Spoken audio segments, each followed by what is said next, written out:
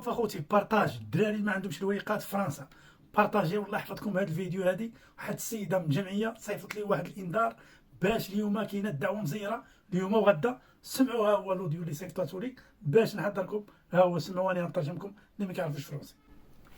Bonjour tout le monde, j'espère que vous allez bien. Attention, pour les personnes qui n'ont pas les papiers, qui n'ont pas de récépissé, il faut faire attention aujourd'hui et demain.